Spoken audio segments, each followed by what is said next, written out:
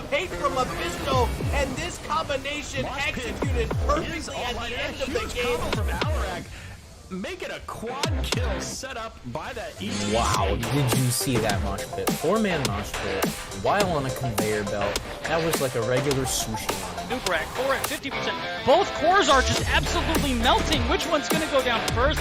I think this is going to be Respect the Gooses. Oh my goodness. Ring. Oh my goodness, the ring. Jaina just blowing up everybody here. That's a 4, make it 5 And it for does nothing. not fall up. What a play. Oh my God, somebody please clip that.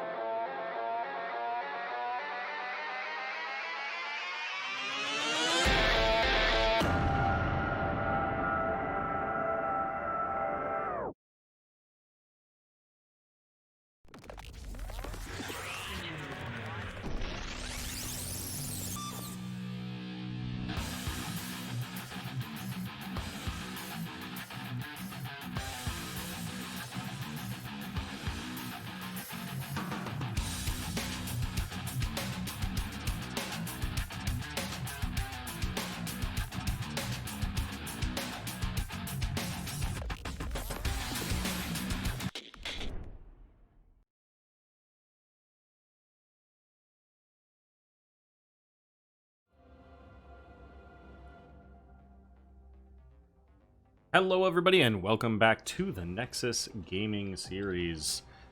We are wrapping up in the regular season, coming to the playoffs here, and we're going to get one of the last games of the season.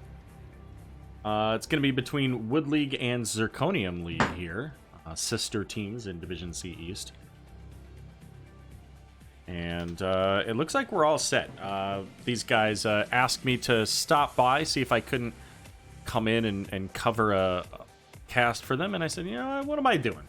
I may as well. So Division C East, let's take a look at those standings here. The playoffs, top 8 teams. So right now, this game not gonna take us anywhere, right? We're not gonna see a difference in the standings for Zirconium League or Wood League as far as do they make it to the playoffs. Wood League's in, they're done. Zirconium League is also done. They're not going to be able to make it here. So this is purely for points. Wood League looking to hold on to that top seed position. And you know what, Zirconium League? Maybe we see some fun stuff out of them, right? Just have a little fun with it. Let's take a look at our maps here tonight. The bands coming out from Zirconium League on Battlefield of Eternity and Sky Temple. Is that right? Nah, that's the other way around. Because their logo is blue. You see, that's how that works in my brain. Zirconium League actually banned out Dragonshire and Infernal Shrines. And Wood League banned out Battlefield of Eternity and Sky Temple. And our first map is going to be Tomb of the Spider Queen. It was the selection of Wood League. Thanks very much for the subscription there, Tlems? I don't know which one I should call you. Tlems, I assume, because that's your in-game name, and that's the one that really matters, right? But let's get into this draft. We can already see that they've begun here. Johanna and Sylvanas going to be the first ones to be taken out. Johanna gets a lot of value on Tomb of the Spider Queen. She's got those quick rotations. She's got the wave clear. Sylvanas brings also the wave clear, but also makes those pushes that much stronger. So both of these heroes are solid to get rid of. Gul'dan, another really good wave clear hero. He's able to consume his life force for mana, which just gives him that opportunity to stay in the lane for longer, not have to go back, and provide just a little bit more poke pressure. Droopy, good to see ya. And our fourth ban is going to be on Anduin. So no Anduin in game number 1. Banduin the Call from Wood League. And our first hero going to be the Zool. Zool's a strong hero. He's got pretty good wave clear. They made a couple of nerfs after giving him a bit of buffs. So we'll see how Zirconium League picks this up. But it's going to be ETC and Kael'thas coming in from Wood League. Also, for those of you watching, in case if anything comes across wrong, if like the sound is weird or something like that, let me know. I didn't really have enough time to go through and check all of the settings, so if something seems weird, it could very well be. But we're gonna see Jaina and Raynor. Raynor Jaina was a very consistent combo in the time before Raynor received a little bit of a buff to his level 1 talents. Made it, excuse me, so his ace in the hole now provides its own slow. So he doesn't need Jaina to gain that full benefit. But Muradin and Stukov going to be the bans here.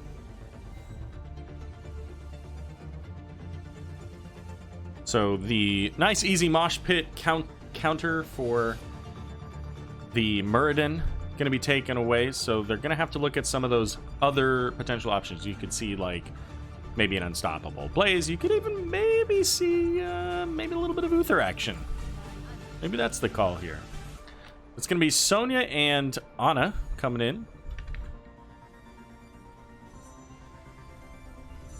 And Ana, if you didn't know, really good counter pick to the Zul.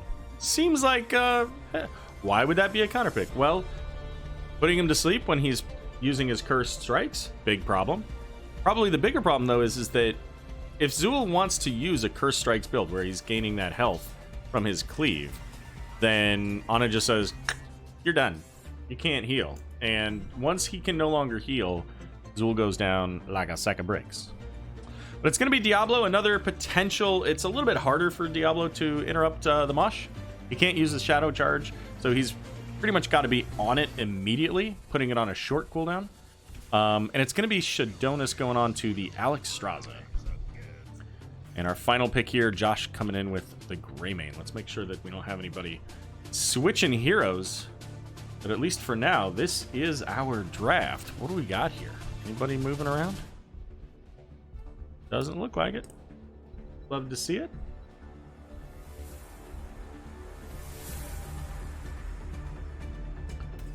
All right, excellent.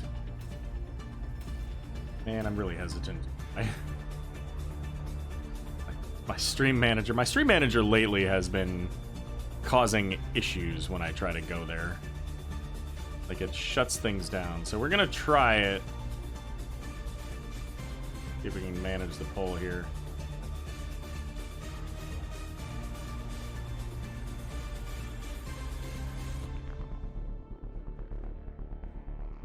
All right.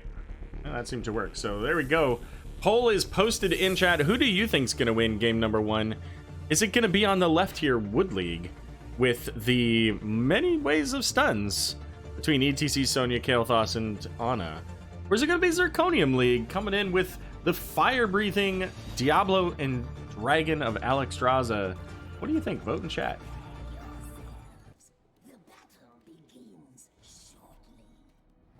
All right, battle begins shortly here on Tomb of the Spider Queen. Let's get our teams introduced. On the left here, currently ranked number 1, possibly number 2, depending on how the tiebreakers fall in Division C East, we've got Wood League. It's going to be Cyan playing the ETC, Josh on the Greymane, Ana being played by Droopy, Mtano on the Sonya, and finally Kavlor on the Kael'thas. And for Zirconium League, we've got Umbob playing Diablo. We got Pet Wolverine on Jaina. We got Shadonis on Alexstrasza, a Weathervane on Raynor, and Deadon playing the Zul. Taking a look at our talents now. Recently, there was a patch, if you weren't paying attention to anything else that happened in the last 24 hours. One of the things in this patch, of course, Mal'Ganis banned out because of his rework. May coming into the Nexus, and May joining us has caused some weather effects. So we'll talk about how those things are going to play out here. That'll be coming up in a couple of moments. I think it's about the 2-minute mark that comes up. But ultimately, May also banned out, obviously, for the beginning here. Like cinema mode. Well, yeah, it's wide. Always like that, Slims. So anyway, our map is foggy weather. So occasionally, for 40 seconds, heroes can gain stealth when they're in these bushes. Really don't like that, though. Positioning that. And the stealth is going to... Oh, there you go. ETC is going to be able to power slide just barely away there. And the Alexstrasza into Kael'thas seems like it's going to be a fun time. Having the potential for flame strikes and living bombs onto the heroes. We saw there Raynor was stealth for a moment thanks to that bush. The rotation coming down onto Deadon, and that's going to be first blood going over to Wood League. Meanwhile, though, Zirconium getting a tower down, so maybe a little bit of value, a little bit of worth value there. Losing the Zool. Raynor's still picking up that XP, so he's going to head down here to try to deal with the Sonya. But trading a hero for a tower, probably not that bad. Especially on Tomb of the Spider Queen. That makes it a lot more likely that they'll be able to get that full fort later. Alexstrasza is going to get caught there by the Ana grenade, and she's going to be the second one to go down. Dropping the heal there at the wall so that Diablo could get in. We do have the Abundance talent here, level 1. Is that Circle of Life? It is Circle of Life. So that's going to give Alexstrasza, over time, she'll be able to get the globes whenever she drops her Abundance. And that coming in with Devil's Due from Diablo means that he can heal a ton. But the power slide coming in, the grenade onto the Jaina, means that Jaina is also going to find herself a ticket to the res timer there. So the first death probably worth it because Zirconium League was able to get that tower, but it's just been a kind of a combination of pick after pick here. Deadon able to make it away that time, but the stun chain combo coming out between the ETC, the sleep darts from Ana, the gravity lapse from Kael'thas, and of course he took that level 4 talent here, Nether Wind, giving him the extra range. That means that Kael'thas can hit that gravity lapse from really far away. 4 versus 4 here. Now, Zool versus Sonya, generally speaking, Zool, as long as he's not fighting Sonya, Zool's going to win that. He's going to have more map pressure overall, especially as he continues to gain those additional talents here. Because he's going to just clear the waves faster, and he creates minions. So, as long as he's not stopping to fight Sonya, then he pretty well wins that. But we got turn-ins happening here. 38 so far for Wood League. They're looking to try to finish that up. Just 12 more, and Zirconium putting the pause on that, making sure that they can't quite do so. But with the teams rotating up here in the top, it's just Zool and Sonya in the lane, and that's not a... I don't think that's a favorable here. But they caught Diablo. 20 gems there, over 20 gems. Raynor trying to get in there. Can he get away with those 29 gems? Not quite, but Alexstrasza will be able to pick him up. But here come the Web Weavers, as they were able to finish turning in. So the first turn of the game gonna go over to Wood League. All of that wall did go down here, so this is good value so far here for Zirconium League, and they haven't seen a Web Weaver yet. So if they can manage to get a turn in here, if they can keep Alexstrasza alive and those 30 gems there, that's a significant push. Diablo getting the throw over on ETC there, just missing the slam, the shadow charge into the healing well. If that stun had come out, I think ETC probably dies there. Zool doing a good job cleaning up in the bot lane. Here comes Alexstrasza in that dragon form. She's going to get put to sleep. And so much damage coming out from Kael'thas as well. And the wave should be able to finish off top fort here. Jaina coming in from behind in a little bit of an awkward place. Can't just come in behind the ETC. She'll find herself a dead hero there. Sonya, meanwhile, in the mid, pushing the tower down. So giving them the full wall here. Most likely. Maybe not. They're going to pull back. So they only get the one tower. Zool, however, pushing in the bot lane. So most of that value up in that top lane, as Jaina and Zool were kind of left behind to deal with the other two Web Weavers. And now Zirconium does have enough to turn in. Shadonis, the bulk of those gems, is going to try to get those turned in here now. And should be able to do it. Nobody's really close enough. Kael'thas watching the bot half. Now, again, this is highlighted, this weather effect, which means the weather is on. You might not be able to see it very well on the screen. It is active, though. So we saw Kael'thas hiding in that bush, and the benefit of that, too, is you gain that stealth, but you can move around with it. So you can go anywhere else in the fog. Here comes ETC looking for the Jaina. They do have level 10, so Jaina's probably going to go down here. She does. Phoenix coming out as well. And let's go over some of those ultimates there. So we did hear that Cursed Bullet go out. In addition to the Phoenix, we got the Wrath of the Berserker, the Nano Boost, and the Mosh Pit. But the Blue Web Weaver's coming back. Oh, the Gravity Lapse point blank sleeping Diablo. Diablo juking the Gravity Lapse by standing still. The best way to juke. Zool now, the next person who needs to turn in. So we got the turn in from Alex Raza. It's going to have to be Zool, and he's going to have to juke around that Sonya to make it happen. So with the Bruiser Camp in the mid lane, that gives a little bit of counter pressure thanks to Zirconium League there. And hopefully they can clean this up quickly, move down into that mid lane and get that cleaned up as well before they lose their fort. I don't know if they can do it before they lose it. They probably just lose this fort, but they can do it before they lose too much on the key. As the top Web Weaver is gone, Zool already done a pretty good job of clearing up the bot. However, we see the rotation coming in here. The assist calls, ETC gets the power slide, the knockback. This would be absolutely devastating for Zirconium League. That's 36 gems laying on the ground. They do still have enough to turn in, and there's nothing they can do. This fort is all the way gone. Let's talk about these ultimates here for Zirconium League. We do have the Apocalypse. That'll help with that mosh pit. We got the Cleansing Flame, so Alex Raza can get out of danger a little bit easier there. Gonna talk about that as well in a second here. Water Elemental, the Hyperion, and Poison Nova. Now, also, apparently, if you didn't know this, Alex Straza's Cleansing Flame was, we'll call it bugged, as the turn-in did come up here for Zirconium League. Jaina, a little bit far forward there, gonna get caught by the ETC. Diablo was looking to try to save her here. There comes the Apocalypse. And Cleansing Flame used is going to have the Mosh Pit with no counters, no way to stop it. So Raynor going to get caught by the Gravity Lapse, but Adrenaline Rush going to keep him alive for a bit. Mtano spinning to win as Diablo going to fall. Here comes Alex Raza in Dragon Form, going to get that big abundance, but now the healing reduction coming out. And Dead Dragon once again. Big baby. Hey, welcome everybody from Murda Stream.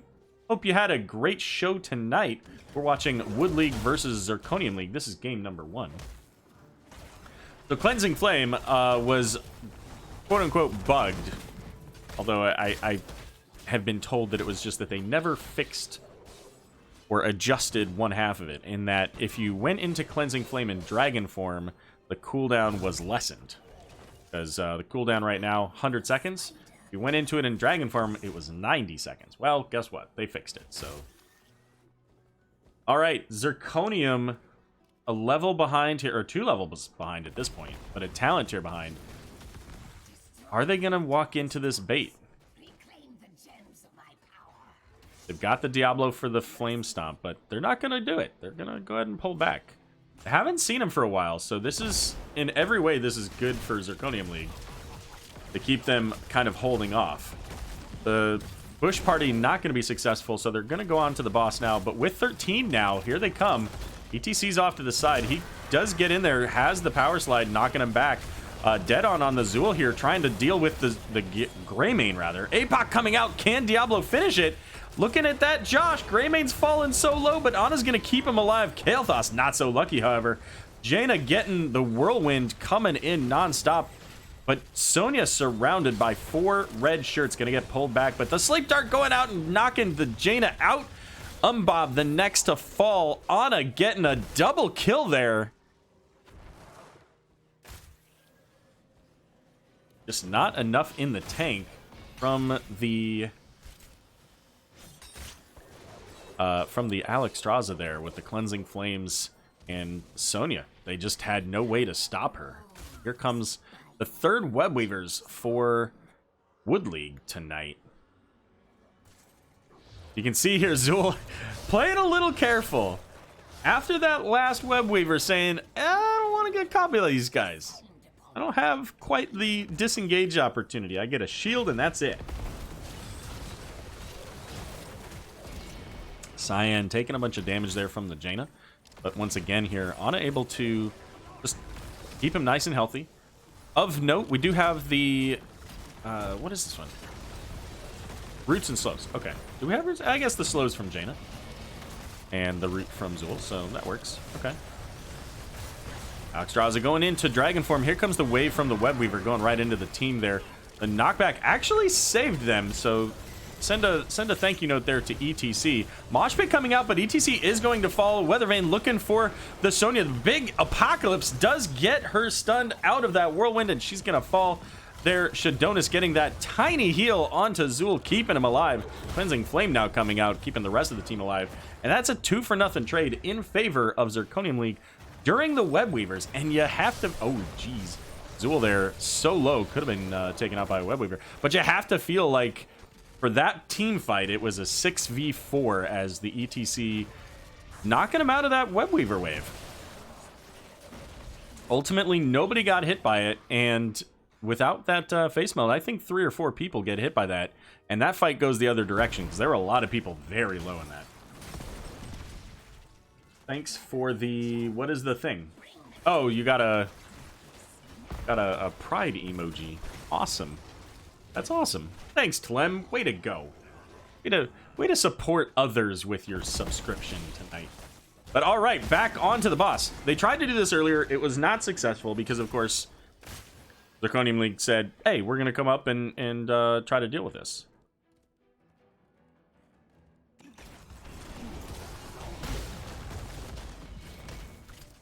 Boss heading into the top lane here. It's Zirconium League now that has enough for turn-in. 61 total gems.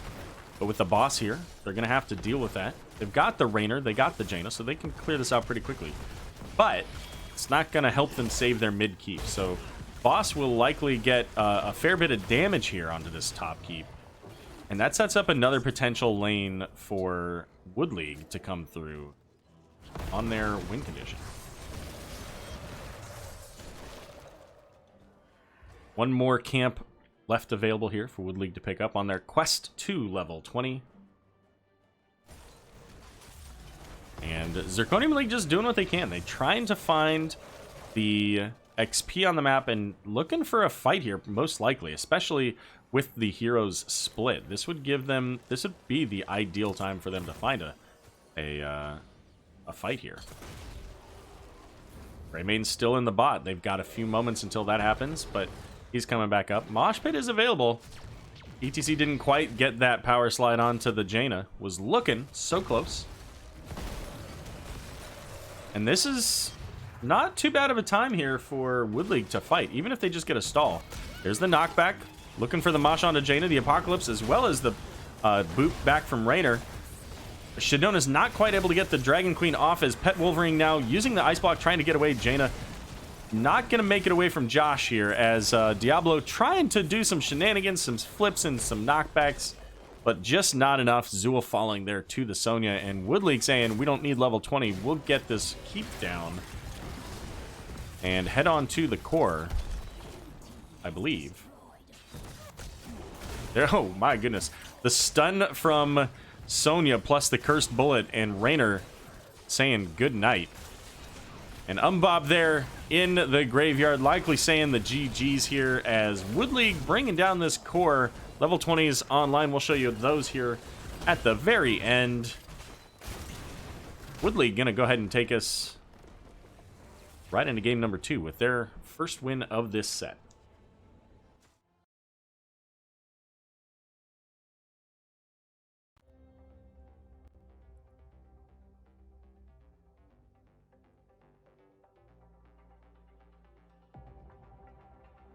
So we didn't see a lot of the value of the weather effects there, but one of the things that can be helpful, especially in that stealthy area, is that the Diablo can't engage on you. So Diablo has to use his Fire Stomp first to be able to get you out of stealth to be able to then charge you. So it's kind of a crazy setup, the weather effects really, you know, change the value of some heroes on certain maps. So really interesting to see how some of that goes. Obviously, again, I didn't really see that happening too much here on Tomb of the Spider Queen. But 16-3, the total kill count there. We see Kavlor on the Kael'thas getting the bulk of the damage between these two teams at 51,000. Sonya coming in heavy with that siege damage. Zul right behind her, though. And the healing pretty close. And that's actually saying something. I mean, Alexstrasza into an Ana to begin with, already a difficult scenario to have to deal with. And there was a lot of anti-healing going on there. And speaking of that Ana just saying, you know what, we don't need the level 20. We're already on the core.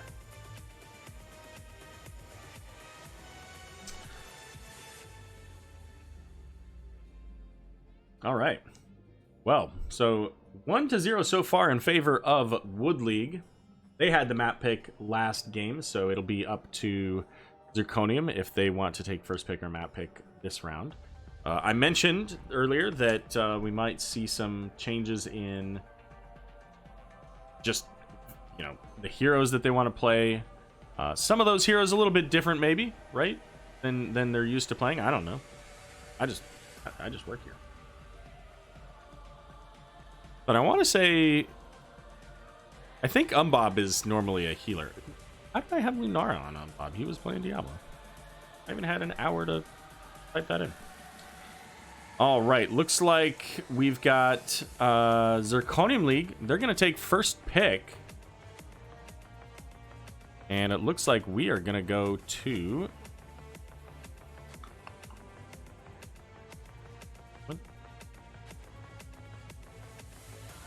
Gonna be Towers of Doom, ladies and gentlemen.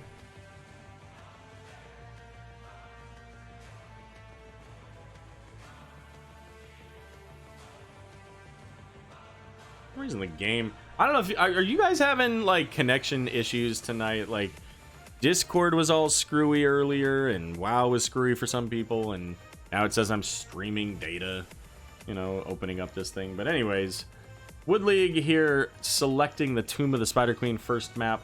They were also successful in winning that one.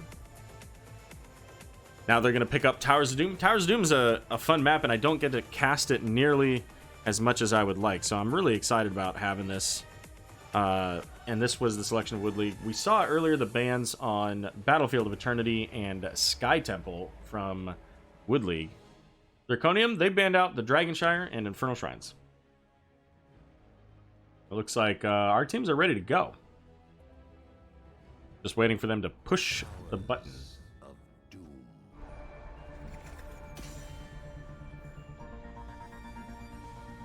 All right, so we could still see Zirconium taking a Zul here. The value of Zul here is pretty significant, being able to double soak and provide the just extra pressure. But actually, they're going to ban it out.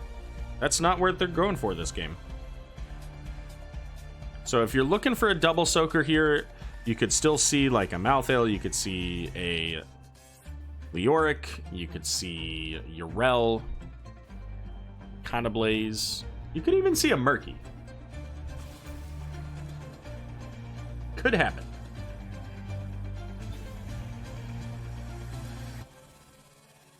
We're going to get Johanna banned out once again. Just making notes here real quick of our last set there. Where was that? Where did we play? I already forgot. Too much practically. Alright, Kael'thas gonna get banned out there. Not a big surprise. Kael'thas is one that causes a lot of chaos. So getting rid of him, you know, makes a lot of sense.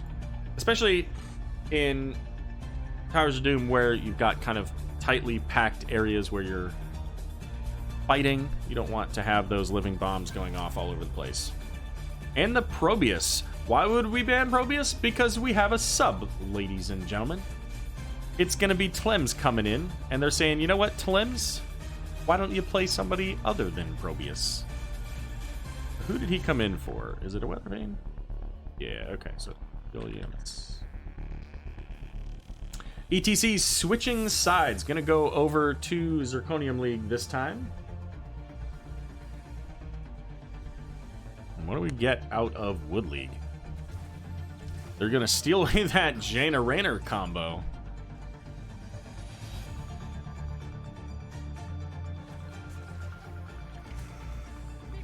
And there's that Malthael that I mentioned, and Sylvanas was banned out in game number 1, but this time she's gonna make it onto the map. And Sylvanas is really solid here. If you have a push ability in your team, which Sylvanas brings that, you may even see some additional, like a Greymane, then you can just kind of shove down one lane while that Malthael is covering the rest of the zone there for the XP.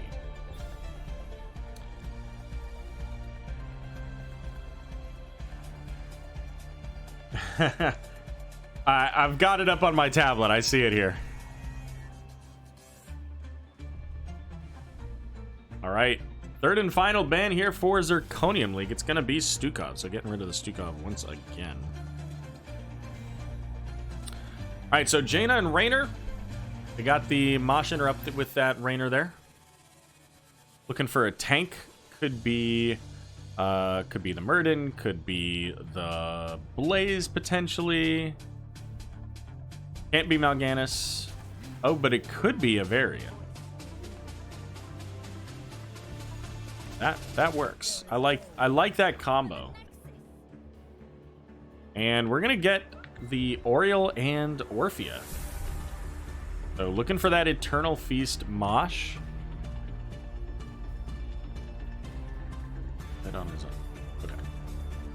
But the taunt into Lunar Flare combo with a Hunter's Mark with Jaina and Raynor, that's a lot of damage that can come out. So it's going to be on ETC to use that base melt to knock people away. And it's going to be Rexar here, the last pick in solo lane there for Woodley. These are our teams. What did we get for our... There.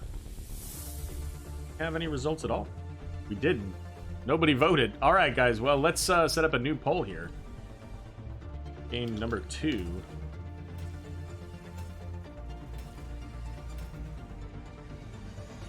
All right, we have a new poll. Who's going to win game number 2? Is it going to be Wood League on the left here with their Portrait Skinergy, or is it going to be Zirconium League? Who do you think's going to win? Vote in chat. Hit that drop down. Select the team you think's going to win. Hit the vote button. And maybe if we remember, we'll announce who the voters selected. Making sure nobody switched. Looks like we're good. And the game is all set and ready to go. So we're getting into game number 2 between Wood League and Zirconium League. On the left here, currently up 1-0. Let's get him introduced here. It's Wood League. Raynor gonna be played here by Josh. We got Droopy on the Tyrande. Kavlor gonna play that Jaina. Cyan on Varian and Emtano on Rexar. And off to the right, it's Zirconium League. We've got Pet Wolverine on the Malthael. Bob playing the ETC. Tlems on the Orphea. Dead On playing the Sylvanas. And Shadonis on Oriole. And once again, we're gonna see this fog. So on Towers of Doom, this is a little bit longer rotation area, so having that stealth can be pretty helpful.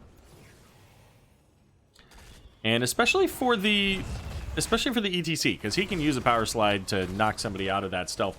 Varian can't really taunt somebody out of it, so he's gonna have to use his Lion's Fang to break somebody out. But Misha's gonna be the first casualty here, as both teams meeting in the middle, working on some stacks, maybe for some Prog Rock, some Lunar Flare.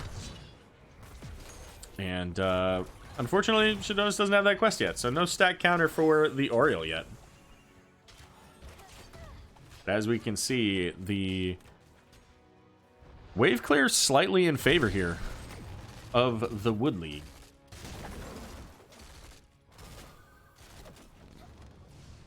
And by slightly, I mean a lot. They've already cleared that mid lane, and the bot lane is heading to the wall here, so they're going to have to get down here to catch this. Looks like they will just in the nick of time.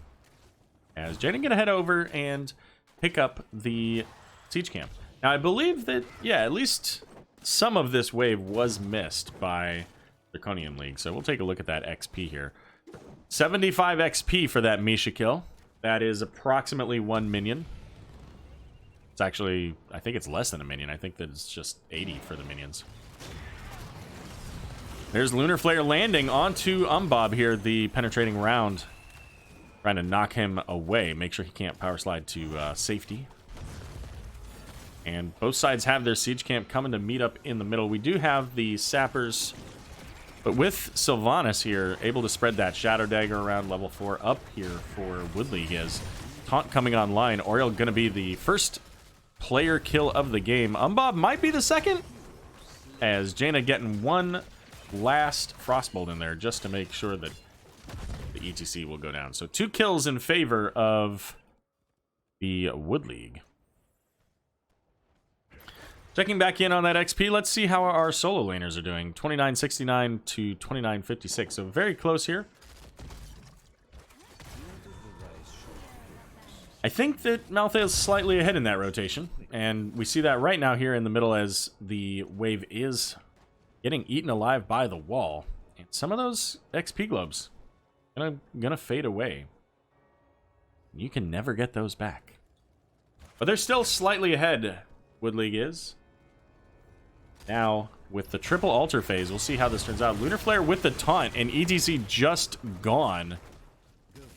See his axe flying up in the air there. Malthael's going to be able to pick up the top as Rex are heading over there to the mid. Bottom already channeled here. Kavlar a little bit low, is going to get some healing from the Tyrande. Dead on, however, stepping forward to try to get that kill onto Jaina. And you know what? If the levels were equal there, Jaina dies. But unfortunately, that one level of difference kept her alive because of the extra health and the slightly lower damage that Zirconium League does. So expect to see a lot more of that taunt, Lunar Flare burst of damage with the what's that called? Hunter's Mark coming out from Tyrande here. And the Jaina and Raynor can put that burst out very quickly.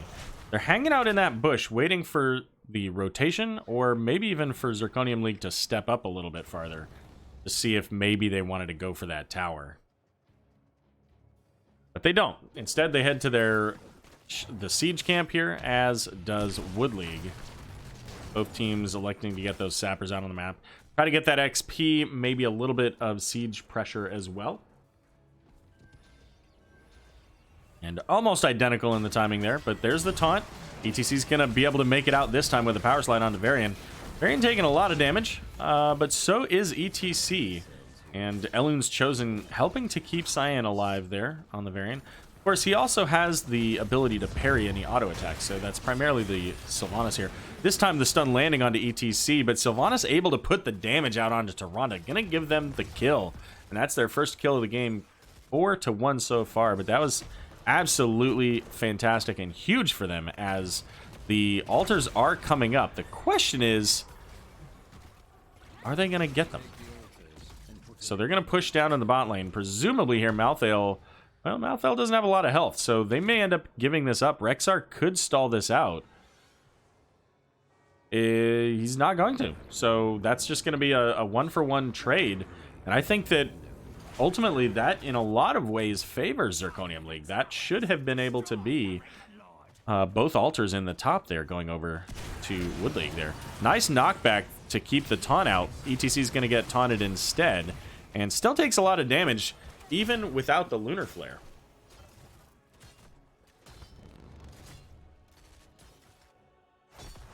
And there's level 10 now available for Wood League as they get the rest of their ultimates online. We got the Shadow Stock.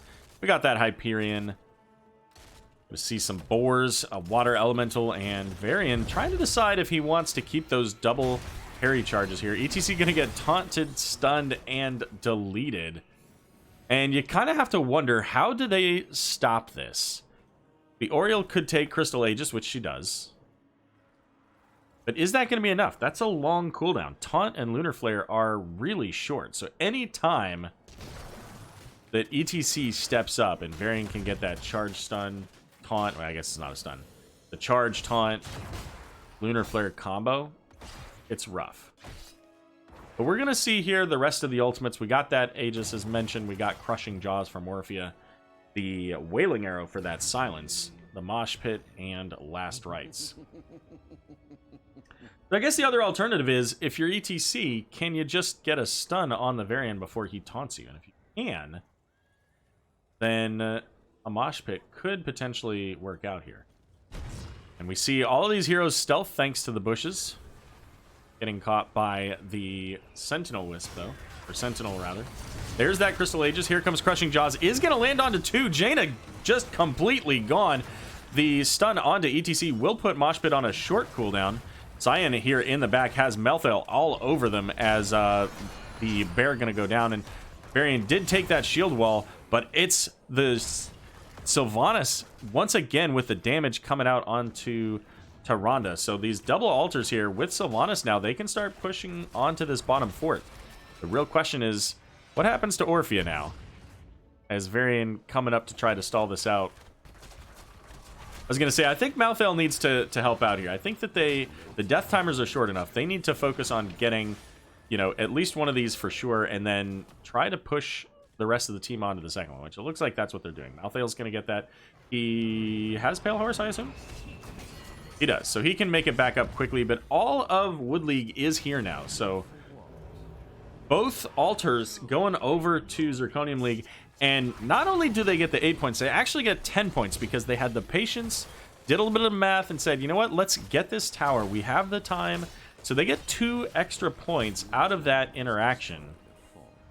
And a little bit of an XP boost as well. They are actually ahead in the XP. ETC, however, getting caught by the Lunar Flare. Varian saying, hey, I got this taunt, but he's able to make it away just in time. Thanks for the bits, Silvara. Much appreciated. And here come those sappers once again, but no Sylvanas and Malthael, of course, up in the mid. We've got Rexar in the top lane. So this is now a 4v4, looking for that potential burst. ETC does still have the Mosh Pit, has to be careful primarily of the Raynor and Tyrande as far as potential counters there.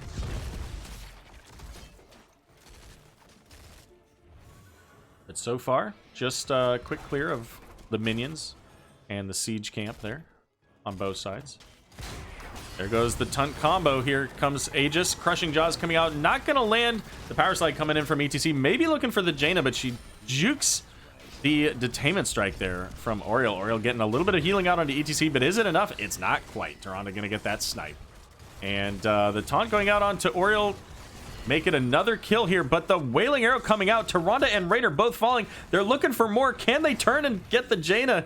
And now, Sylvanas, does she have her Haunting Wave? Probably not enough to do it, but guess what? What a perfect time for them to get those kills as the altar coming up. Varian probably doesn't want to go into this. Yeah, I was going to say, that might be a little sketch. Up here in the top lane, we got Pet Wolverine, we got Emtino playing a little bit of 1v1 action, playing a little solo PvE content, keeping their teams in the game, making sure that there's constant XP trickling in, not just from the basic system generated XP, but for their own XP, killing these minions. Ultimately here, it is a little bit in favor of Zirconium League toward this level 16. And we see some of those quest talents. So Malthael Last Rites did not get the stack onto Varian earlier, because of course he took that shield wall. We have 84 stacks on that level 7 Chomp talent, and that's a talent you don't see a whole lot of, and it's kind of feast or famine, no pun intended. There's ETC getting the mosh, but nobody in it. So he will cancel that out. Just too far away was the rest of the team. But yeah, feast or famine. Either you are really good and are able to get everything. Oh, Malthael getting caught by the combo there. Crushing Jaws is not going to land. Sylvanas going in deep onto the Jaina, I believe. Yep, Jaina's going to fall here. Blizzard coming out. She knows has to be extra careful, as taking a lot of damage from the Varian. And Rexar here, Misha sitting on the back line as Pet Wolverine now using his own personal cleanse is going to get caught by the Lunar Flare. Might make it out, but gets taunted. Never mind, is going to be taken out there with that Mortal Strike as well. The 40 armor penalty, and this is not good for either team to lose more heroes here. The big power slide onto Varian. Can they get the kill here? It would be absolutely fantastic if they can.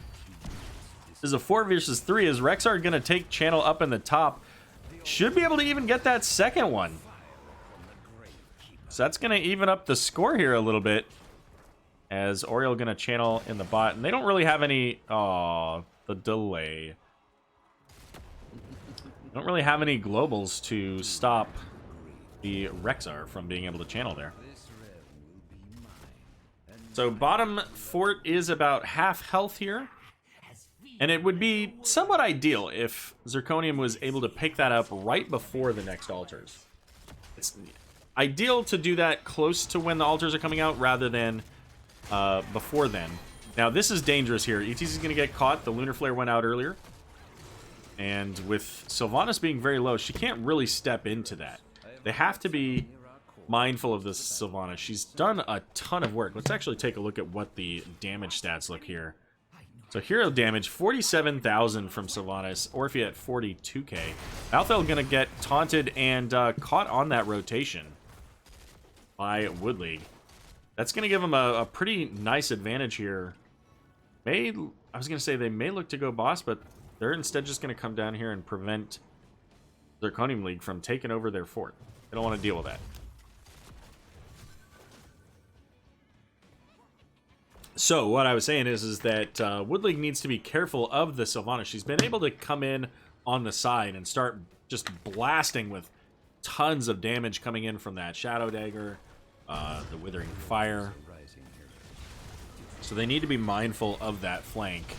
Keep her away. Or just turn and burn, right? I mean, if they use all their cooldowns on ETC and don't get that kill because of the Crystal Aegis, they got nothing left for the Sylvanas. But if they hold on to anything, Sylvanas doesn't have a ton of health.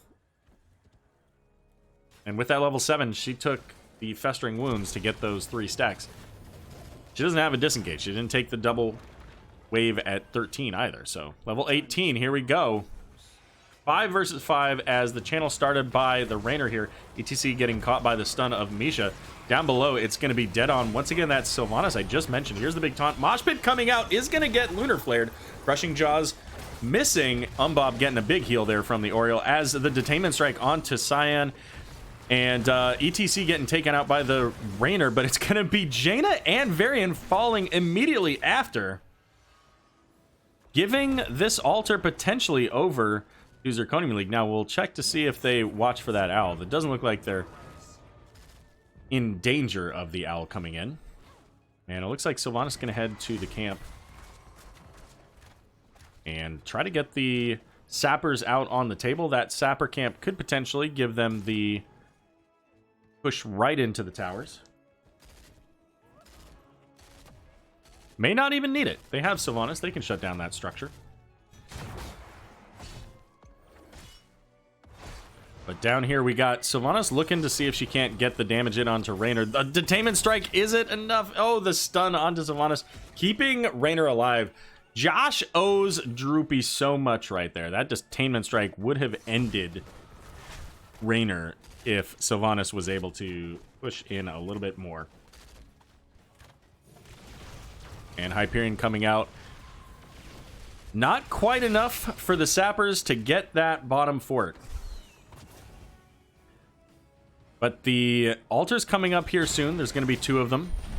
ETC knocking back using that face melt with the loud speakers. That extra knockback space. As level 20 is now online here. And it's going to be the tour bus for ETC. So taking a page from earlier where he missed that mosh pit. Now able to go in and adjust positioning Crushing Jaws not going to hit here, but they are going to get the Tyrande with that Detainment Strike quest being completed here. Varian going to pop out that... there's the tour bus. He is going to get it onto Jaina, and it's enough. A double kill for Zirconium as Misha coming in, getting a double stun.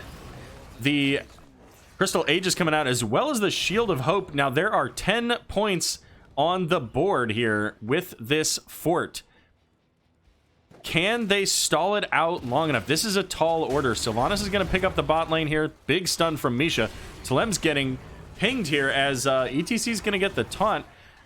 Getting that power slide on to Josh. There's only one altar left for Zirconium as they get the kill onto Varian. Shadona's heading over to the altar, is going to start the channel as one more kill going out onto the Rainer. And that's going to be game number 2 going over to Zirconium League.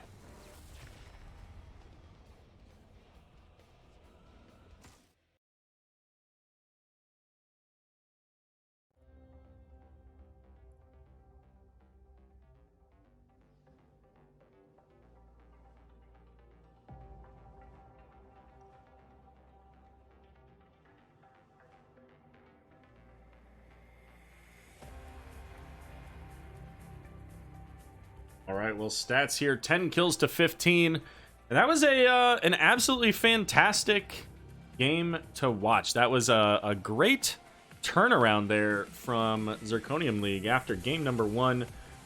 They started off a little shaky as the Varian and Tyrande combo came online there at level 4. ETC got caught a couple times. I think Sylvanas might have got caught once there. But once they got to that level 10, once the Crystal Ages came online and they were able to make use of that, everything turned around. And I was concerned that maybe the long cooldown of Crystal Ages would be too much, but they were able to turn those engagements right around. Having the taunt, having the Lunar Flare on cooldown meant that the team had every opportunity to walk in, look for kills. And they did. We're going to head over into game number 3 here in just a moment. But until then, we're going to take a short break. We'll be right back.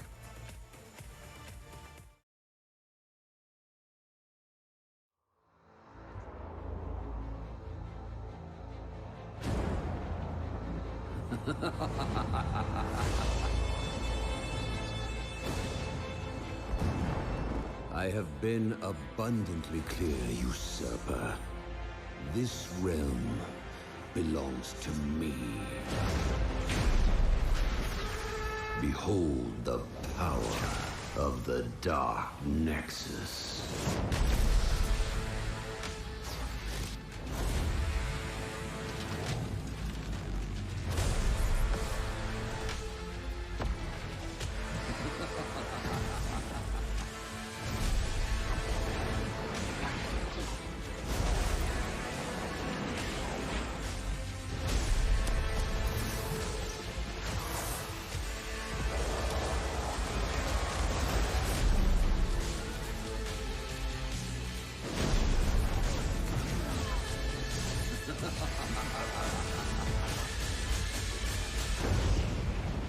I shall bring order to this realm.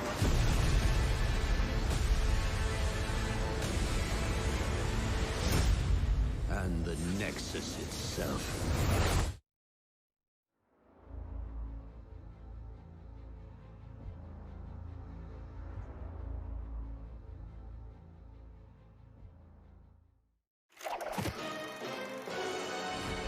You shall pay for this treachery. Come and take your punishment. It's boom time! Pedal to the metal. Let's get this party started.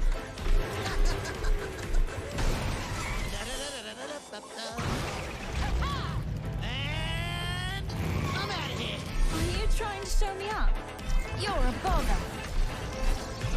My wrath takes form. Calling for a retreat. Smell you later. Light condemn you. Oh, yeah. This is gonna be too much fun. Someone should probably stop us.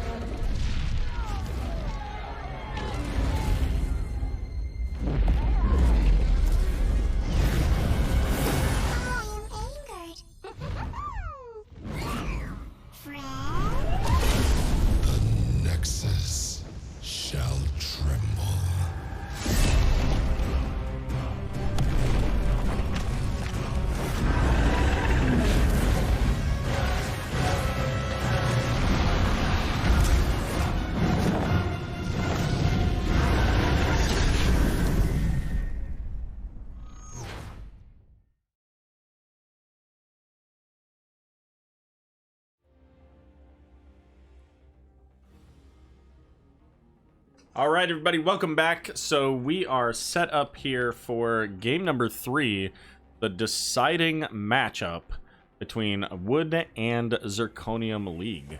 It's going to be first pick going over to Wood League this time. Let's take a look at our setup here. So game number 1 there was selected by Wood League. That was Tomb of the Spider Queen. They won that. Zirconium League, however, coming back, getting game number 2 on Towers of Doom. That was a selection of Wood League. And Zirconium picking Brax's Holdout here. We're going into, let's see, what do we have bans on? We had the bans on Battlefield of Eternity and Sky Temple from Wood League. We had bans from Dragonshire and Infernal Shrines for Zirconium League. And here we go into Brax's Holdout, game number 3. This is it. This is for all of the marbles, even though the marbles don't count.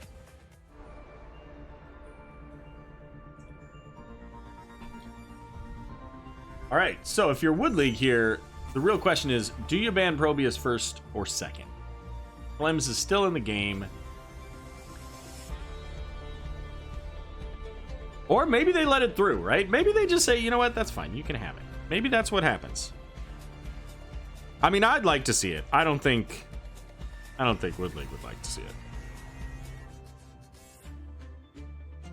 Rexar going to be banned out there, and that's a big, I mean, that makes sense.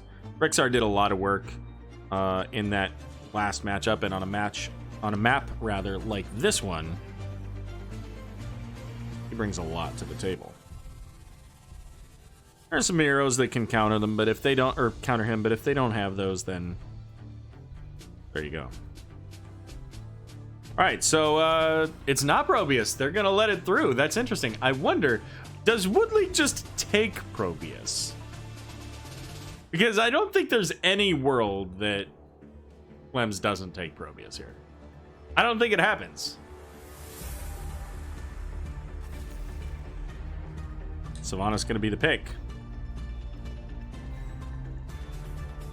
Or does Wood League just say, you know what, we're not afraid of the probe. We were, you know, we didn't want to deal with it on Towers of Doom, but Braxis, who cares about Braxis, right?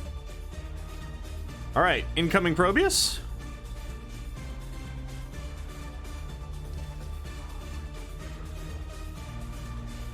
There he is. All right. We also did happen to get that ETC along with the Probius, and you know, the ETC, they did really well with it. Yeah, we had a mosh pit in there that had a little bit of a whiff. There was a later one that also kind of whiffed, but Tourbus, so does it really count as a whiff then? I don't know. Gul'dan going to be the pick here. And I mentioned Gul'dan in game number 1. He was really strong for Tomb of the Spider Queen, but he also gets a lot of value here on Brax's Holdout. And Stukov. Stukov also gets a lot here on these control point maps where you're going to see some skirmishes over the bottom or the top control point. So having Stukov here means that it's a lot easier for your team to win this fight. Having that silence there on the ground makes it a lot more difficult for ETC or Probius to set up the plays that they want to. Sonya ban, so another offlaner for M10O there. Interesting to see who they pick up. It's going to be Anduin, so once again, Anduin being banned out. All 3 games. Malthael going to be the pick. So who do you take into the Malthael? Who do you want to... I mean, maybe it's Blaze? I don't think it'll be Blaze, but it could be Blaze. They could take Bunker with them. Could be maybe Thrall? Does Thrall win that one? I don't know.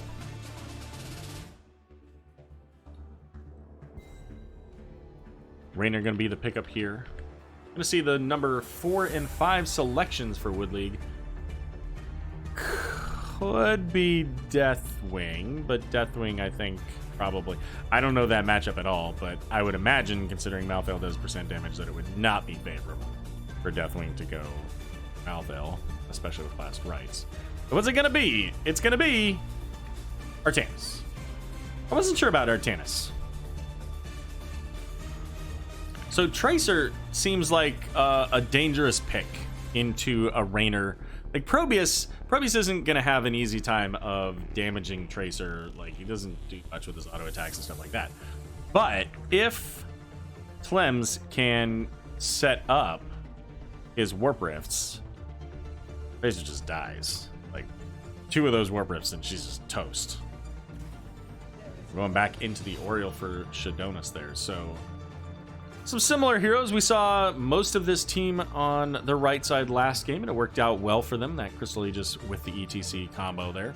And just the Blessed Shield coming out from Johanna as a significant stun. So a lot easier time of it in some ways there for ETC. They've got the stun followed up by the silence, but they don't have the multi-stun combo. But here we go, getting set up for game number 3. By the way, who did you guys say would win last game? You guys said Wood League was going to win last game. Well, you know what? Who do you think wins this one?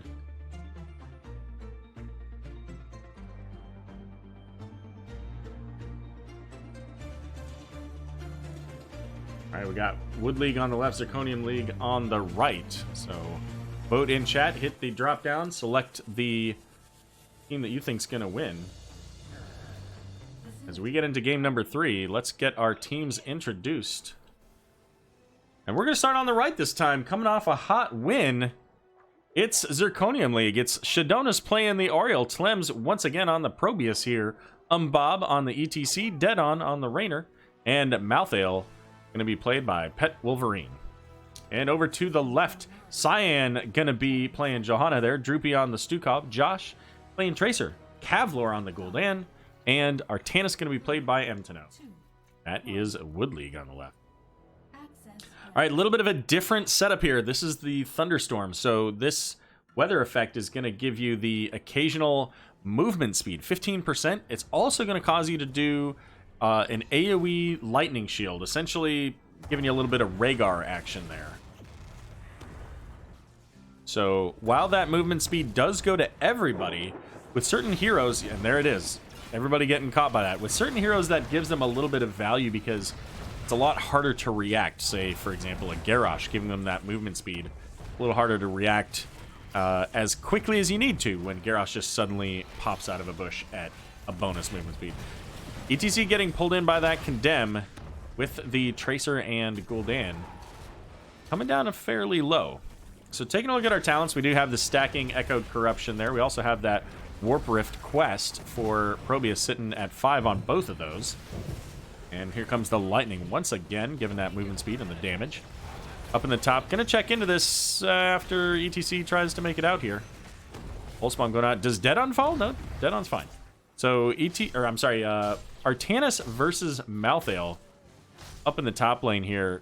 Could be an interesting fight as Tracer getting caught by the Rainer. A lot of damage going on there. But Tracer able to get out, spreading those pustules to the team. And the Condemn coming out, Shadonis in a little bit of danger, is going to get out, however, as just Johanna, not enough pressure. So we see here Emtino with the constant shields and Pet Wolverine with the constant self-healing. Keeping those two heroes a little bit of an unstoppable force versus immovable object. We do have for Artanis here going into amateur opponents, so additional damage against non-heroes, basically, right? So, yeah. So that's going to provide him more damage into Zerg and structures. ETC, however, entirely by himself here. Tracer trying to finish the job. Misses the Pulse Bomb, but Josh not quite going to be able to make it out. Detainment Strike is going to net the first kill onto Rainer. Never mind.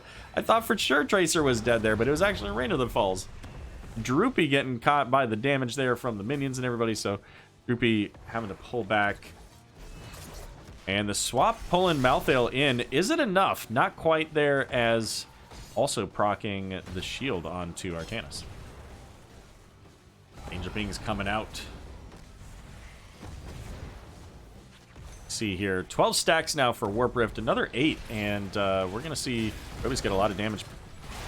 Power Slide coming out from ETC. However, Tracer right up in the face of this team and going back in, securing the kill onto the ETC.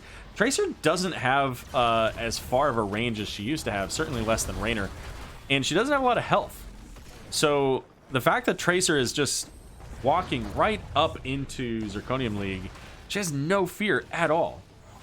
They're going to have to pressure her a lot more than they're doing right now to be able to keep that from happening. That's only going to get worse as she levels up. Taking a look at her here, we've got Pulse Generator, so when she lands a Pulse Bomb, she's going to heal for a pretty significant amount, 25% of her health. There's the Power Slide looking for the Gul'dan, but it's just ETC there. The corruption coming out onto Oriel, so she's having to pull back, and ETC once again being just bullied by this Tracer here. The Detainment Strike keeping ETC alive and dead on with that penetrating round, nearly getting a shot onto Josh and that Tracer, but not quite able to get the kill. So Artanis heading back onto the point there is going to flip that over, or attempt to flip it over here. We'll go in a moment as ETC is going to be able to Power Slide away, but dead on, not quite so lucky. Once again, another kill onto the Rainer.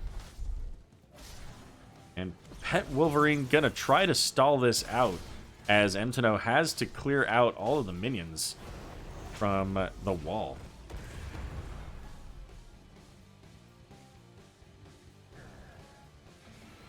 I didn't actually see what the net result was of that game that I wanted to know. I just saw that it ended. Oh well, I guess we'll find out. Ektar, who won the game? All right, Siege Camp gonna get picked up here by Wood League, so the combination of that face melt with the Probius Warp Rift, a little bit of a counter synergy there, as ETC getting pulled back into that silence was very slow, but the Pulse Bomb not quite able to land onto its target, as Malthael gonna once again try to get the channel stopped up in the top here. Level 7 on both sides. We've got those talents for both teams here. Trying to pick them up is Zirconium League. And Emtino able to finish off the kill onto that Malthael. So Malthael was going hard for that flip. Couldn't quite make it, but here comes Johanna looking into the back. Has the subdue, so that's 80% slow if she can hit 2. Tracer very low now. So Rainer pumping the damage into this front line now, getting the Johanna, a little bit of damage out onto Gul'dan as well. As Cyan coming back in, can they get this kill or stop this? ETC is caught with the silence, can't build up his 25 armor because of that silence, and ultimately will fall here. So up in the top, Pet Wolverine did make it back up here, as the bottom flipped now in favor of Wood League. And a little bit of a contest here between these 1v1ers. We'll have to see how that turns out. Clem's trying to get away down in the bot lane, as Josh getting fairly low there, but a little bit of pustule action from the Stukov. Gonna keep him alive and well. As the channel completed now for Wood League, it is going to be the Zerg wave going into the bot lane, and they've got level 10s coming up here. They're only about a half level away, so if they're able to get another minion wave or 2 while this Zerg wave is active, they'll get level 10s out of it. That said, we can already see here the value of a Probius on a map like this, where he's already obliterating the Zerg. Did complete his level 1 quest, but it's ETC once again. The Zerg damage, the Johanna with the Condemn, and ultimately Tracer with that consistent spray o bullets to take him out. And that 15% movement speed, you can see, like, Johanna coming in with a Condemn is a little bit scarier there. We see the pings going out onto Rainer as getting stunned, and Stukov getting the claim on that, but it was set up by the Blessed Shield. And once again, Tracer essentially acting as bait. That's going to give the blue team here, Wood League, the first fort of the game.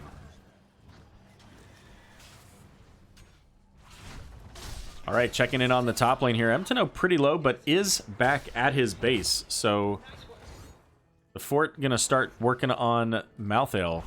Can he finish the job? He does get the damage, and that is now 1 for 1 on our solo laners as far as their 1v1s. And that was under a tower, no less. So our earlier 1v1 was in favor of Artanis on the control point, but even with the tower defense, Malthael able to finish that kill. Likely calling for his team, saying, hey, I could use a little health here.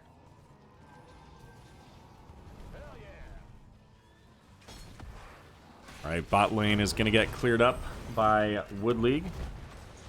Zirconium League's going to come on down here. Let's take a look at these level 10 heroic abilities. We got the Crystal Aegis. We got the Null Gate from Probius here. Okay. We got Last Rites out of Malthael. We got the ETC Mosh Pit and Rainer's Raider this time, so no more Hyperion. Meanwhile, for Wood League, it's going to be... It's not Quantum Strike. What is this? Pulse rounds. So being able to charge that Pulse Bomb more often, not a big surprise with that level 4 talent. More healing. ETC is going to get the Power Slide onto Artanis. The Null Gate there is going to slow down the Artanis, and the Detainment Strike into the wall. Malthael up in the top by himself here is going to have to try to defend this push. It's Tracer and Gul'dan, so it's not crazy amounts of push into this wall, but it's definitely more than enough. Meanwhile, down in the bot, it's Probius and Raynor, and they got a little bit more siege as Malthael getting caught there, dying under his own defensive structure, but with a few more people to help. Zirconium getting the bottom fort. They're going to start making their way onto the keep wall now. Taking a little bit longer is Wood League, as they're now going to head on back. But that's a great place to start. Not only do they get that first tower down, but they also set up pressure from their Zerg wave, which is going to be in the bot lane here. So if they can get a good, strong Zerg wave here, that's a huge play for them. And there's that Null Gate. Here comes the Mosh Pit. Gets 2. And it's going pretty much full duration. No counter, no kills, though. Swap going out onto Raynor, and that no kills thing, yeah, it just went out the window. As Malthael up in the top was able to pick up a few percent in the charge so far for Zirconium League. Tracer, once again, Tracer following the team here. There's the Power Slide. Just not enough follow-up there. It looked like there was a little bit of disconnect.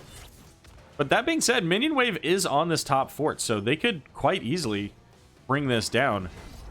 Maybe they get this kill onto Malthael, or the Artanis. Malthael gets the kill. So add a charge, add a stack onto that Last Rites now. And now the advantage goes over in favor of Zirconium League. But they are going to lose top control point here. So what are they going to get? What value are they going to get instead? If they're going to not be able to maintain the control point. I see. They're setting up. They want this explosion. Here it comes. Here comes the ping. I'm not sure what happened to those warp rifts. Maybe they expired. Null Gate is down, however. 2 are going to get feared. Blind going out onto the Raynor, so he's stalled out for a few moments here. The knockback might just have saved a couple on that, thanks to Stukov, as Pep Wolverine coming into the back line. Tracer says, nah, I got this Raynor, and Malthael's going to fall as well. So that's a double kill in favor of Wood League. And that was, I'm assuming, lucky timing? Because those warp rifts expired just as Jaina came in. I can't imagine that was on purpose, because there's no way they could have known. So that was unfortunate if you're Zirconium League, because you didn't get your big burst of damage that you're looking for onto the Johanna. And then you got pulled into silences. But 72% on the channel so far for Zirconium League. They're down about a level. A little bit more than a level. And we hear that weather coming in again, giving the lightning shields, so that extra damage here. As Wood League going to invade the Bruiser camp in the bot, getting very close to level 16. And here they come, Blessed Shield coming out, ETC power sliding in, looking, but he's got a silence again, so he can't really do much. The Crystal Aegis is going to land some big damage there. Mosh Pit coming out onto 1, but it's going to get interrupted by Stukov. But the Horrify coming out, getting the kill onto Raynor, thanks to Gul'dan's dot damage. Malthael and ETC falling in that as well. And now Shadonis on the Oriole. Tlem's the only one going to make it out of this engagement. That's level 16. and possibly a boss play for Wood League. As with, again, that Artanis amateur opponent here, this is where that's really going to shine, because look at how quickly this boss falls. That's all of, what, 2.5 of the twin blades from M10O there? I say 2.5, just meaning that in the time he could have used another one. I don't think he had enough time to use a third one. But boss plus Zergwave in the top lane with a level 16 advantage. This is a very dangerous place for Zirconium League to be. They need everybody here defending this. But in some ways, I mean, they do have a decent Zergwave in the bot. It's not great, but Malthael's going to fall first, so it may not matter as ETC's power sliding out here, and the Zergwave coming in is melting through this fort rapidly. Tracer once again right up in the face of ETC, and Artanis looking for the Rainer there. Not quite able to get that swap, but they're going to get the pull in onto ETC. The core being the call here, as it is just getting shredded by the Zerg, by the boss. Clem's trying to get away from M10O, is going to make it away. But it's a small consolation prize, as the game going to go over to Wood League. That is the set. Best of 3.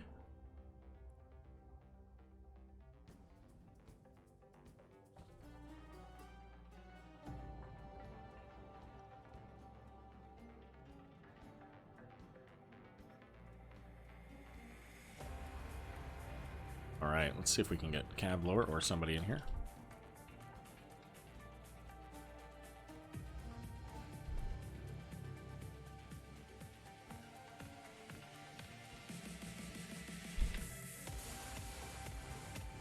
All right, looks like we're gonna get Cavlor and Droopy.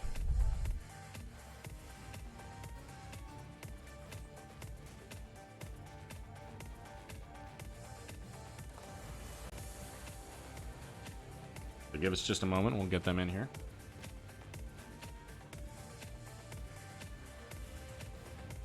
All right, and there we go.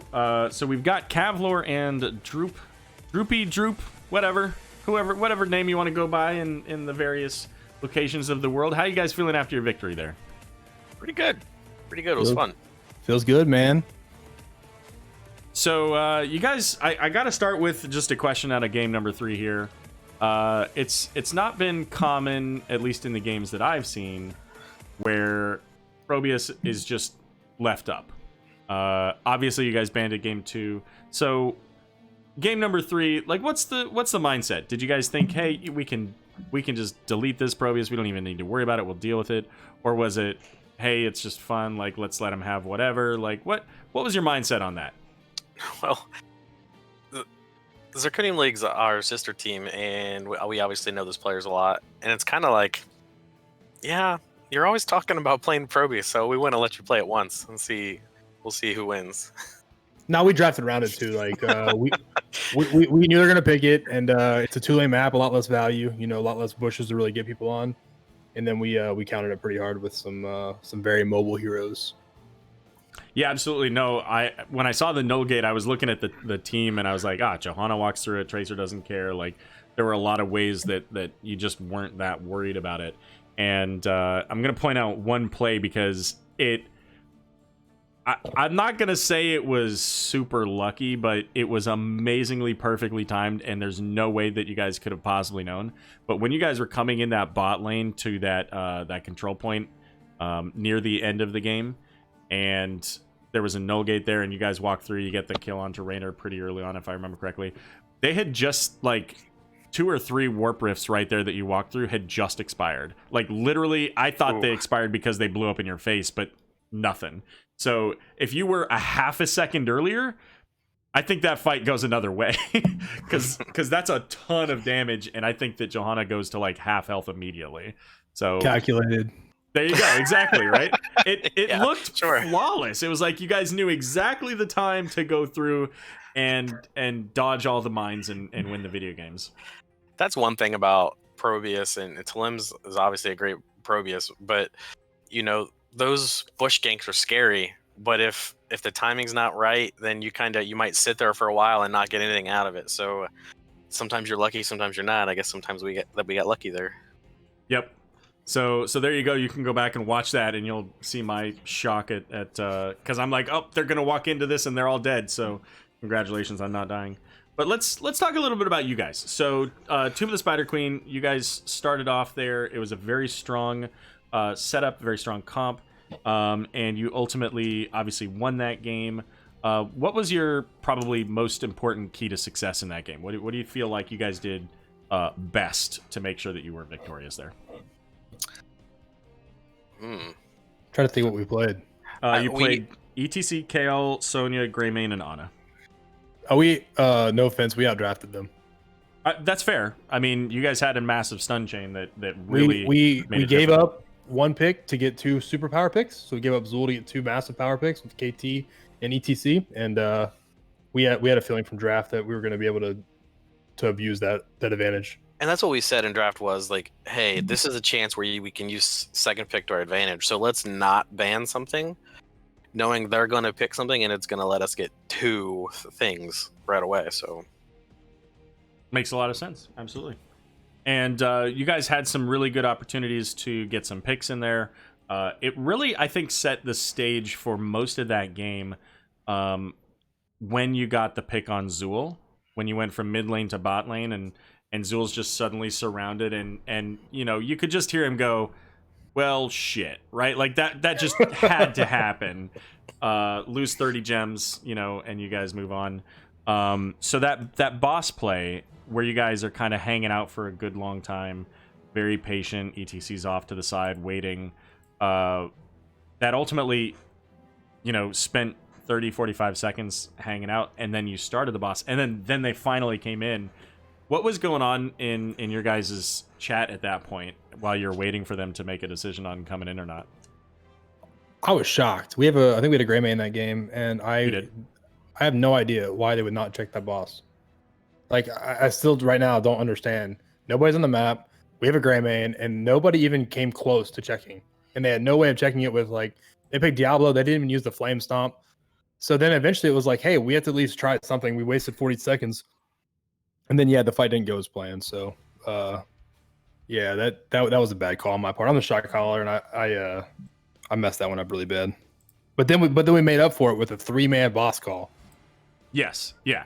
And I think that the reason that they didn't was they probably just looked at it and said, you know, we're down a talent tier. This isn't really the best time for us to try to go into this. We need to get this XP. That's my assumption based on the timing and everything of what I saw. And so, you know, you guys had that advantage. Of course, you ended up getting the boss, like you just said, shortly thereafter, because I think you had you got a kill or 2 out of that too. And that set you up to get mid keep and ultimately just kind of keep staggering the sorry, chat caught my attention there. Kept staggering the deaths and the value there. So ultimately you get game number 1 there. Yeah, we just out mind gamed ourselves. So game number 2 went a little bit differently. They outmathed you.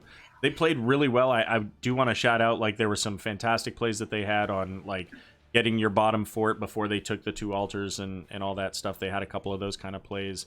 But it started off looking very much like this was just going to be straight up like one-sided domination, right? You get the taunt, you get the lunar flare, and it was like clockwork every single time. And then things kind of started to unravel a little bit. Was there anything that you guys like came back later and thought, we could have done this a little bit differently, or adjusted and maybe won that game? What do you think? We talked about it in the middle of the game, and once they hit 10 and Ariel was able to, you know, basically put somebody in stasis and protect for a second, we had to talk about resetting, but they did really well with putting out a lot of damage and not allowing us to disengage and come back. They, you know, stayed in the fight with Sylvanas and Orphe just doing tons of damage in those short bursts. So post 10, you know, we had a really strong 4 to 9, but post 10, they were able to defend against it a little better. So we were trying to decide, okay, who is our main target for the taunt and go from there, but it ended up not working out. Sure. And then game number 3, you go into Braxis, and this was the first map pick from Zirconium. You guys get the first pick, and like in between those 2 games, we had a few minutes to kind of take a break, I guess, as that was determined. But in that couple of minutes, like, what do you guys do? You just come off a loss on Towers of Doom. You know, what's your conversation like? Is there a conversation? Is it just a, hey, everybody take 2 minutes and go to the bathroom? Like, what happens in between those games to make sure that you're still in the game? I would say we just talk about our comms a little bit, comms and comps. I would say game 2 was a little different because it's the team training wheels, as it's been called by Paradox, is a common comp. And it's worked for us in the past, and that time it didn't. So we just came back to game 3 with a different mentality. And I would say getting Joanna is almost instant win in NGS. So we got the power pick, and it paid off big time. She can soak so much damage. She can help clear. I mean, there's so much value she adds. So we were easily willing to give up the ETC for the Joanna, and I think that was the big difference. Sure. So what I like to ask at the end of interviews is just if there was any particular moment that you thought was a highlight moment that you wanted to make sure to get, in a sense, shouted out so that everybody knows that, hey, this was a cool thing that happened. So we'll start with Kavlor. Was there any particular moment you wanted to make sure was brought up? Oh, geez. I really can't think of a particular moment, so no. That's okay. Listen, I forget like immediately after I a thing happens that it even happened. So people have asked me that question because they're like, "Hey, you have this great question," and then I'm like, "Crap, I don't remember." Droop, anything from you? Trying to think of how many times Cav died. Which one was my favorite? Oh my gosh, screw you. No, man. I mean, game 1, the changer was that 3-man boss call. But I'm the shot caller, but the teammate called that out for me. I didn't trust him, but it worked out, and that was, I think, the game-changing play in game 1, and that was what stood out. Yeah, Josh called it. He goes, "They'll never expect us to 3-man boss it." Yeah, and they didn't, and it worked. Surprising. All right, well, Kavlor, since you didn't have the other one, we got a question from chat. What is your favorite Lil Debbie snack? A zinger. What is a zinger? A zinger, it's Like kind of like a Twinkie, but it's like raspberry coconut kind of flavor thing. You sound like a millennial. Yeah, have to look them up. It's probably something the kid from Superbad would eat. I think I know what you're talking about now that you mentioned that. Good deal. All right, guys. Well, let's go ahead and wrap up. Any shout outs for the Twitch land out there? Our team's calling us a shake and bake combo right now for some reason. So Cavs shake and I'm baked. So it's no, man, it was a good game. I would say Zirconium League GGs. You know, like we played them a lot, so it's fun to play against them again. And Arrow, I miss playing against you, buddy. Thanks for the last minute cast. Yeah, man, we really appreciate it. Very last minute. Yeah, for sure. No, it was great to stop by here. I'm not actually sure the one. So what I was doing is I was actually watching, whether my team was going to make it into playoffs or not. And unfortunately, I didn't get to see the result of Game 3, so I don't know. So I have to go figure this out. But yeah, no, it was fun times. Glad that we could get it in for you here in the last. And you guys are now, I mean, that puts you 2 points. Are you guys definitely in first place with that result, or are you still No, up I in don't the air? think so. I think if Lubu ties us, so if they get 2 points or more, then they have the tiebreaker. So we've got a chance to be second pretty easily because Lubu's a good team, so they'll probably get 2 or 3 points in this last match they've got. 1 through 4, though, it doesn't matter where you end up. They're all good teams. I mean, 1 through 8's all good playoffs, but the 1 through 4s are so competitive that I don't think it really matters where you get placed too often. You've played enough that I think you would agree with that. Generally speaking, yeah. In most of the divisions, the top half of the. I'm interested to see how the double round robin groups go through their playoffs, but the top half of divisions are usually pretty similar. But like you said, I mean, we've seen like 8 seeds upset 1 seeds a couple of times. So happened last time I played. We got beat as a 1 seed. There you go. Yeah, and the season before we were 5 seconds away from upsetting the 1 seed. So was that your versus the Lost Vikings. Vikings. The Found Yep. Vikings. Yeah. The Found Vikings. Yep. That's right. That's right. They had to be 8-2 original with their versus- name, I guess. Well, that was season 6 because that's the one where we won. Throwing the shade out there. Okay, I got you.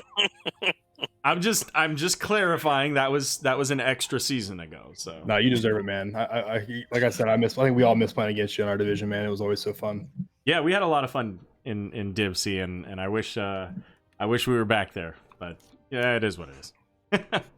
Well, good luck in your playoffs here, guys, and who knows, maybe we'll get another cast in for you in that. Cool. Thanks, All right, Arrow. man. Thanks. Yep, for sure. Have a good night. All right, so that's it for us. Just doing the one cast tonight. So let's see what we've got going on out in NGS here. See if maybe we can catch another NGS game to send you over to. All right, let's see. So Clouded Minds versus Essence Gaming, and Choo Choo Boys versus Artemis. Well, I think that's that's Div C. So we'll send you guys over to Butte Holiday for the Div C matchup. That seems like important for most of you. So thanks again for joining me tonight. Have a wonderful evening, and we'll see you guys again soon.